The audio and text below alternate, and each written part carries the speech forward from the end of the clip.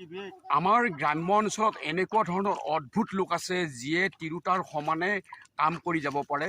পথাৰত এগৰাকী ব্যক্তিয়ে ভূঁই ৰুবলৈ আহিছে, তেখেতে চাব পাৰে তেখেতে কিমান স্পীডত ইয়াত কঠীয়া ৰুই আছে। দুগৰাকী তিৰোতাৰ সমানতে তেখেতে সমানে ইয়াত ভূঁই ৰুই আছে। এইগৰাকী খেতিয়কক মই সুধিব বিচাৰিছোঁ। হেল্ল' ডাঙৰীয়া, আপোনাৰ নামটো কি বাৰু? কুশল দাস। আপোনাৰ ঘৰ কেন্দুকোনা। কেন্দুকোনা।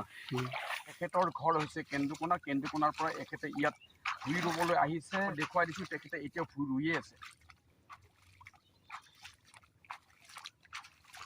আন দুগৰাকী তিৰোতাই এনেদৰে ভূঁই ৰুব পৰা নাই, কিন্তু এইগৰাকী পুৰুষে মহিলাৰ সমানতে ভূঁই ৰুইছে। দুগৰাকী মহিলা যিমান ধৰণে ভূঁই ৰুব পাৰে, এগৰাকী পুৰুষে 2 গুণ সমানত এনেদৰে ভূঁই ৰুইছে আৰু দৰ্শকৰ মাজত চমকপ্ৰদ কঢ়িয়াই আনিছে। এগৰাকী হৈছে কুশল দাস, ঘৰ কেন্দুকোনা। ভিডিঅ'টো চাই যদি ভাল লাগিছে এবাৰ লাইক, ছাবস্ক্ৰাইব আৰু শ্বেয়াৰ কৰিবলৈ নাপাহৰিব। Prafulla blogs Assamese. Thank U.